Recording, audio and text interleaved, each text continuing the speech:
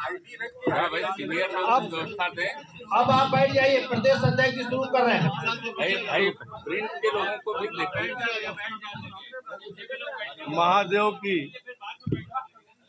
महादेव की धरती पर लोकतंत्र के चौथे स्तंभ के रूप में मीडिया के साथियों का नव वर्ष पे मैं हार्दिक स्वागत और अभिनंदन करता हूं। साथियों, अगर देखें तो यशस्वी प्रधानमंत्री 2014 से जब से इस देश का बागडोर संभाला उन्होंने, अगर देखें तो मूलभूत समस्याओं पे जो आम गरीब है, किसान है, महिला है, नौजवान है, उन पे उनका फोकस रहा है। और 2014 से में उन्होंने शुरू किया कि जो 70 वर्ष से आम आदमी जो आवश्यक जरूरत उसको होती थी उसकी पूर्ति नहीं हुई, और लगातार उस पर काम करते हुए, चाहे उनके मकान का विषय हो, चाहे उनके फाइनेंशियल इंक्लूजन का विषय हो, चाहे स्वास्थ्य का विषय हो, इन सब चीज़ों पे आम जन को कहीं ना कहीं फोकस करके काम करने का शुरू किया। और कोई भी रोजगार से आर्थिक रूप से जो कमजोर होता है, वो कमजोर परिवार को आय की सुरक्षा देना, और जब आय का सुरक्षा होता है तो निश्चित तौर से उसकी स्थिति भी बदलती है, और उससे एसेट क्रिएशन का काम जो गांव में होना चाहिए था उसको करने का काम हमारी सरकार ने किया है। 2006 से मनरेगा स्कीम चल रही थी, और मनरेगा स्कीम में बहुत सी त्रुटियां थी। जो बदला आर्थिक व्यवस्था है, जो टेक्नोलॉजी में परिवर्तन आया, और ख़ास तौर से जो भ्रष्टाचार में लिप्त थी, उस भ्रष्टाचार को देखते हुए इसमें एक परिवर्तन करने का हमारी सरकार ने, एनडीए सरकार ने प्रयास किया है। और एनडीए ने विकसित भारत रोजगार एवं आजीविका मिशन ग्रामीण गारंटी अधिनियम 2025 बीबीजी राम जी लेकर के एनडीए सरकार हम लोग लेकर के आए हुए हैं। साथियों, अगर आप देखें तो मनरेगा के संचालनात्मक और कार्यान्वयन संबंधित विफलताएं रही कि पहला तो खराब गुणवत्ता रहा है, एसेट क्रिएशन नहीं हो पा रहा था, अस्थायी सड़कें नहीं बन रही थी, अधूरी जन संरचना हो रहा था। ये सब कहीं ना कहीं आर्थिक रूप से धन का नुकसान हो रहा था। अगर मनरेगा में आप देखें तो पहले हम लोग, आप सब परिचित हैं कि मनरेगा में गड्ढा खाना जाता था, गड्ढा भरा जाता था, एक काम को 2 बार किया जाता था, 3 बार किया जाता था, और कहीं ना कहीं एक हमारा जो एसेट क्रिएट होना चाहिए था वो एसेट क्रिएट नहीं हो रहा था। और ये सब लंबे समय से आर्थिक या सामाजिक लाभ नहीं दे पा रहे। इसलिए हमारी सरकार ने बीबीजी राम लेकर के हम बिल लेकर के आए, और इस योजना में जो कमी थी सबसे बड़ी कि जो अधिनियम था उसमें जांच की समुचित व्यवस्था ना होने के कारण इसका पैसा गलत इस्तेमाल हो रहा था। हम पूरे देश में जाते थे, कई प्रदेशों में ये सूचना भी मिली और ऑडिट रिपोर्ट में भी आया कि जो काम नहीं होना चाहिए था वो भी होता था। बड़ा काम जो होता था उसको पार्ट में करके उसको लोगों को व्यक्तिगत लाभ देने का काम किया जाता था। और आप देखे होंगे कि इसी के नाते हमारी सरकार ने कई प्रदेशों का बजट भी रोकने का काम किया, क्योंकि ऑडिट रिपोर्ट में वहाँ पे दिक्कतें आ रही थी, और उसको उस प्रदेश का पैसा देने से मना भी किया है, क्योंकि ऑडिट रिपोर्ट उसकी गलत थी। नकली जॉब कार्ड बनाए जा रहे थे, बढ़ा चढ़ा कर हाजिरी दी जाती थी, श्रमिकों को आंशिक भुगतान नहीं हो पाता था, बड़े काम को छोटे काम में बांट कर किया जाता था, एक ही कार्य को कई बार कार्य करके उसको दिखाने का भी काम किया जाता था।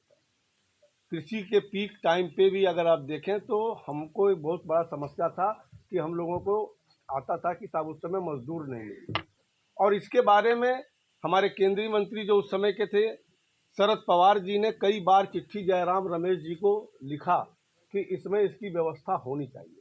और अगर इस बिल में अगर आप देखेंगे तो वो व्यवस्था हम लोगों ने किया है कि किसी कार्य के समय निश्चित तौर से वो उस समय मनरेगा काम को रोका जाए, और इसको प्रदेश स्तर पर प्रदेश को ये जिम्मेदारी दी गई है कि अपने मौसम विभाग से और खेती के समय के अनुसार 60 दिन का वो गैप कर सकते हैं, 20-20 दिन का पार्ट में भी वो गैप कर सकते हैं। और इस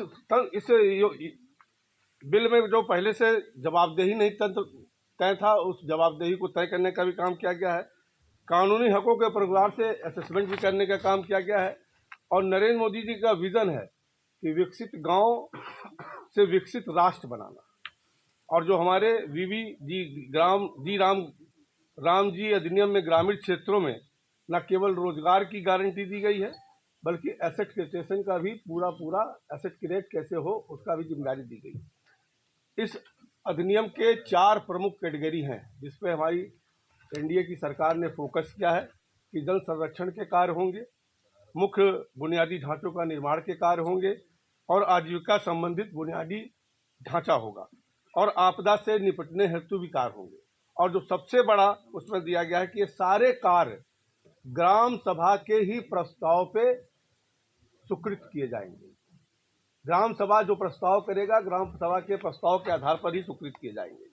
नए कानून में टेक्नोलॉजी सेंट्रिक अप्रोच अपनाई गई है। टेक्नोलॉजी के माध्यम से सुनिश्चित करेंगे कि करने पर जोर है कि कार्य वास्तव में हो रहा है या नहीं हो रहा है। उसके लिए जियो टैगिंग की व्यवस्था की गई है, सैटेलाइट इमेजिंग की व्यवस्था की गई है, रियल टाइम ट्रैकिंग के लिए मोबाइल ऐप का भी निर्माण किया गया है, एआई आधारित धोखाधड़ी का पता लगाने के भी तंत्र बनाए गए हैं। बायोमेट्रिक वेरिफिकेशन को और जोर दिया गया है कि बायोमेट्रिक वेरिफिकेशन और अधिक हो। साथ में सुनिश्चित किया गया है कि अवसंरचना संबंधित कार्यों में तारतम्य बना रहे, इसलिए इन कार्यों को पीएम गति शक्ति, जो देश में आज पीएम गति शक्ति चल रहा है कि पहले होता था कि सड़क बन गया तो फिर उसमें नाला बनना है, पुलिया बनना है, इसी प्रकार से गांव में भी एक पीएम गति शक्ति को भी शामिल किया गया है ताकि जो सड़क बने वो फिर भविष्य में जल्दी उसको तोड़ने की आवश्यकता ना पड़े, पहले से ही गति शक्ति की योजना के तहत उसको किया जाएगा। साथियों, साथ ही साथ अगर देखें तो इस अधिनियम में राज्यों को अधिकार दिया गया है कि जो मैंने पहले बताया कि वो 60 दिन तक अपना काम को रोक करके और खेती के समय काम को बंद किया जाए ताकि किसानों को, मजदूरों को जो 125 दिन का कार्य मिले और किसानी के समय किसानों का काम करके भी उसका लाभ उनको प्राप्त हो सके। साथ ही ये भी व्यवस्था की गई है कि जो पेमेंट में दिक्कत आती थी, पहले भी व्यवस्था थी कानून में, लेकिन कानून में स्पष्ट रूप से नहीं था। अब अगर जो किसान, जो मजदूर काम करेगा, अगर पेमेंट में डिले होता है तो 7 दिन के अंदर उसको भुगतान करना है और 15 दिन के बाद, 15 दिन के भीतर भी पेमेंट नहीं होता है तो उस पर कहीं ना कहीं ब्याज देने की भी व्यवस्था सुनिश्चित की गई है। और काम ना देने पे, अगर काम नहीं मिल पाता है उनको 125 दिन पे, उस पर भी बेरोजगारी भत्ता देने का व्यवस्था हमारी सरकार ने किया है। और ये किसी विभाग पर निर्भर नहीं रहेगा, बल्कि कानूनी रूप से सुनिश्चित किया गया है कि भत्ता उन्हें प्राप्त हो। एक डाटा के माध्यम से मैं बताना चाहता हूं कि हमारी सरकार का कितना अप्रोच आपके सामने रखना चाहता हूं कि 2006 से 14 तक जब यूपीए की सरकार थी तो मनरेगा पे 2,12,909 करोड़ रुपए खर्च किए गए थे। और 2014 से जब एनडीए की सरकार आई है तो अगर आप देखें तो 8,48,140 करोड़ रुपया मनरेगा पे खर्च किया गया है। अगर मतलब समझें तो यूपीए सरकार के जमाने से अगर देखें तो 4 गुना ज़्यादा पैसा खर्च किया गया है। इस योजना में 5 वर्षों तक, आने वाले 5 वर्ष जो होंगे, हमारे 8 लाख करोड़ रुपए का खर्च करने का अनुमान लगाया गया है कि 8 लाख करोड़ का खर्च होगा।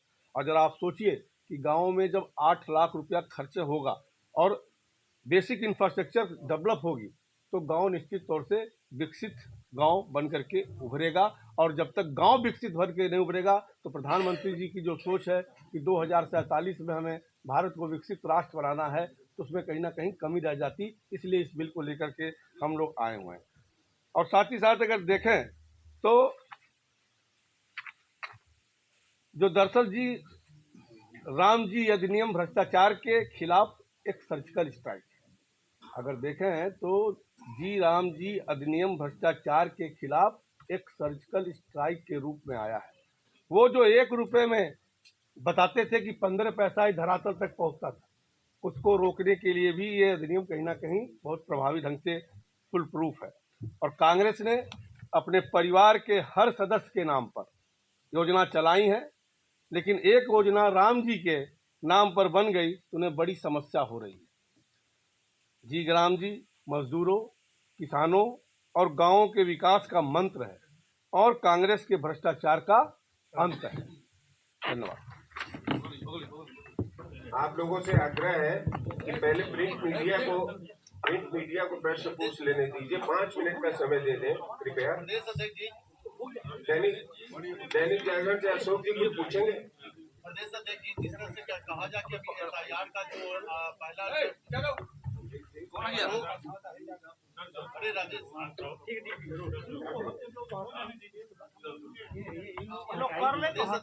तरह से एसआईआर का अभी कहा जाए पहला जो है रोल प्रकाशित किया गया है, इसमें अगर कहा जाए कि 2,89 करोड़ मतदाता के नाम